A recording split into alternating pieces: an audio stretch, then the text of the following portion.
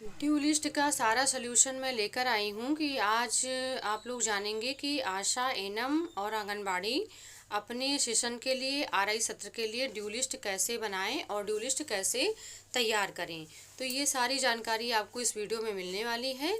सबसे पहले जब भी आपको ड्यू लिस्ट बनाना है तो उसके लिए आपको अपने एरिया का सर्वे करना इम्पॉर्टेंट है। सबसे पहले सर्वे की बात आती है, क्योंकि जब आपके पास सर्वे सही होगा तो आप सही से ड्यू लिस्ट बना पाएंगी और आपके कोई बच्चे छूटेंगे भी नहीं। ठीक है, तो सबसे पहले आप सर्वे कंप्लीट कर लीजिए। इसके बाद फिर आपको ड्यू कैसे बनाना है, कब बनाना है, अपडेट कब करना है, ये सारी जानकारी इस वीडियो में मिलने वाली है। बस बने रहिएगा इस वीडियो में।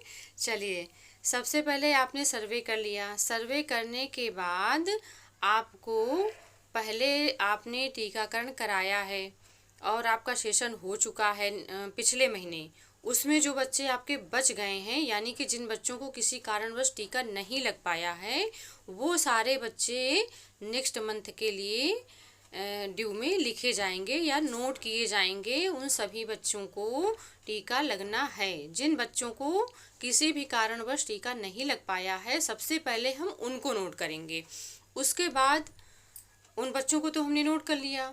अब उसके बाद क्या करना है, उसके बाद आप उठाएंगी अपना टीकाकरण रजिस्टर और टीकाकरण रजिस्टर से आप देखेंगी कि कौन से बच्चों को कौन सी टीका लगना है, कौन सी वैक्सीन देनी है।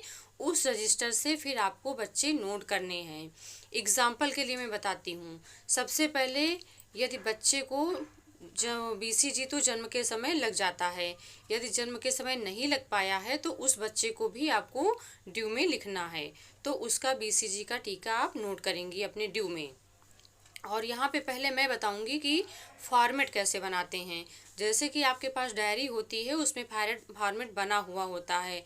होता क्या है, डायरी कुछ दिन बाद भर जाती है और फिर होता कि अब हम ड्यू लिस्ट कैसे बनाएं। तो उसके लिए सल्यूशन है कि आप परेशान ना हों और एक रजिस्टर लीजिए, उसमें आप कॉलम बनाइए। कॉलम में क्या बनाएंगी, सबसे पहले आपको बनाना है क्रम संख्या, फिर बच्चे का नाम, उसके बाद बच्चे के पिता का नाम, फिर जन्म तिथि। जन्म तिथि के बाद लिखेंगे बच्चे को कौन सा टीका लगना है, वो लिखेंगे। उसके बाद लिखेंगे टीका ना लगने का कारण। ये भी बहुत बड़ा इम्पोर्टेंट कॉलम है कि बच्चे को टीका किस कारण से नहीं लगा है, ये चीज़ हमें वहाँ पर मेंशन करनी चाहिए और आप लोगों को भी मेंशन करना चाहिए। इससे क्या होता है कि अगले महीने का जो ड्यू होता है उसको बनाने में आसानी रहती है और हमें पता भी होता है कि कौन से बच्चे हमारे छूट गए और क्या कारण था जिससे उनको टीका नहीं लग पाया। तो ये बात हो गई आपके फॉर्मेट की।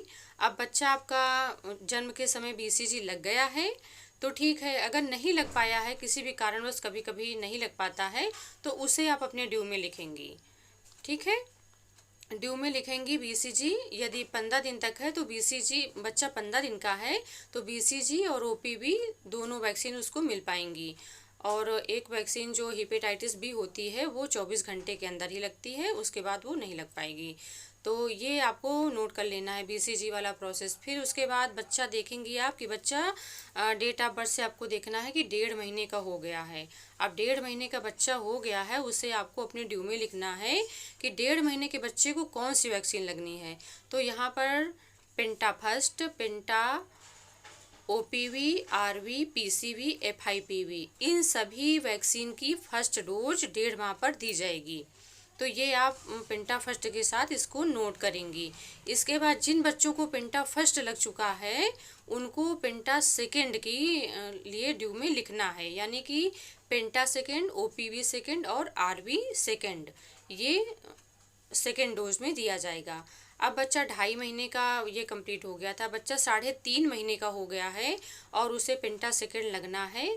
तो क्या, कौन सा टीका लगेगा। अब यहाँ पर बच्चा 3.5 महीने का हो गया है तो उसे पेंटा थर्ड, ओपीवी, आरवी थर्ड लगेगा और पीसीवी और एफआईपीवी की सेकेंड डोज, सॉरी बूस्टर नहीं, सेकेंड डोज यहाँ पर दी जाएगी।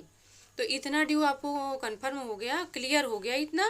इसके बाद आगे आप रजिस्टर में देखेंगी कि जो बच्चे 9 महीने के पूरे हो गए हैं, 9 मंथ कंप्लीट हो गया है जिस डेट में आपका आरआई सेशन होना है, जब 9 मंथ कंप्लीट हो गया है तो उस बच्चे को MRJ विटामिन फर्स्ट और PCV और FIPV की बूस्टर डोज यहाँ पर दी जाएगी। अब बच्चा आपका 9 महीने के बच्चे आपने नोट कर लिए, फिर अपने रजिस्टर में आप आगे बढ़ेंगी, देखेंगे कि बच्चा 16 महीने का कंप्लीट दिखा रहा है। 16 महीने का हो गया है तो क्या लगना है उसे, DPT बूस्टर, OPV और MR सेकेंड, J सेकेंड और विटामिन की सेकेंड डोज उसको दी जाएगी। तो ये आप अपने ड्यू में लिखेंगी कि इस बच्चे को ये टीका लगना है। इसके साथ अभी आपका ड्यू यहाँ पर समाप्त नहीं हुआ, आपके एरिया में, आपके क्षेत्र में जो 5 साल तक के बच्चे हैं, यानी कि जो बच्चे RI वाले दिन 1-2 दिन पहले ही 5 साल उन्होंने कंप्लीट कर लिया है, उन सारे बच्चों को आप अपने ड्यू में भी लिखेंगी, क्योंकि 5 साल के बच्चे को भी DPT बूस्टर सेकेंड डोज दी जाती है। और गर्भवती महिलाएं भी आपको लिखनी है, जिसमें जिनको TD फर्स्ट लगना है, गर्भवती महिला वो जिसको TD सेकेंड लगना है, और वो गर्भवती महिला जिनकी अर्ली प्रेगनेंसी हो गई है तो बूस्टर के लिए वो भी ड्यू आपको बनाना है। इसके बाद अभी और कुछ है, गर्भवती महिला की जो तीसरी जांच होनी है वो भी आपको लिखना है, और चौथी जांच वो भी नोट करनी है। तो ये सारा प्रोसेस आपको करना है, तब आपकी एक अपडेट ड्यू लिस्ट तैयार हो जाती है।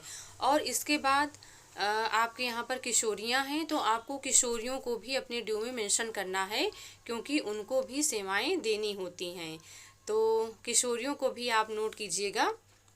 इसके बाद किशोरियों को आपने नोट कर लिया और आपकी ड्यू कंप्लीट हो गई। सबसे पहले आपने जो पिछले बच्चे थे उनको भी उतार लिया, उसके बाद रजिस्टर से देख के आपने बना लिया, और टीकाकरण के 1 दिन पहले आपकी ड्यू लिस्ट बन जानी चाहिए। टीकाकरण के 1 दिन पहले आपकी ड्यू लिस्ट बनना आवश्यक है। और एक काम अभी यहाँ आपका और रह जाता है, वो है जिस दिन आपका RI है उस दिन भी आपको अपनी ड्यू लिस्ट अपडेट करनी है। वो कैसे आप पूछेंगी, वो इसलिए कि जब आप टीकाकरण के लिए जाएंगी और जब लोगों को मैसेज देंगी कि बच्चों का वैक्सीनेशन होना है या आज टीकाकरण है, UHND सेशन हमारे यहाँ पे आयोजित हो रहा है, तो उस दौरान मान लीजिए कोई बच्चा आपके यहाँ पे नया आया हुआ है, या कोई लड़की होती हैं कि उनका बच्चा आ गया, वो आ गई और आपने देखा कि इनके बच्चे को टीका लगना है, कौन सी वैक्सीन छूटी है, आपको उनका कार्ड मांगना है, देख के उसको तुरंत अपने ड्यू में लिख लेना है और उससे भी सेवाएं प्रदान करनी है। तो ये रही टीकाकरण से रिलेटेड यानी कि ड्यू लिस्ट से संबंधित जानकारी। इसमें जो चीज़ आपको अच्छी लगी हो मुझे कमेंट में ज़रूर बताइएगा, और जो ना अच्छा लगा हो यानी कि कुछ कन्फ्यूजन रह गया हो, कुछ चीज़ ना समझ में आई हो, तो मुझे कमेंट करके ज़रूर पूछ लेना। और इसके साथ ही ये ड्यू लिस्ट आशा, एनम और आंगनबाड़ी तीनों लोगों के लिए एकदम इम्पॉर्टेंट है। तो स्वस्थ रहें, मस्त रहें। हमारा चैनल वैशाली हेल्थ केयर को लाइक, शेयर और सब्सक्राइब करें। मिलते हैं नेक्स्ट वीडियो में।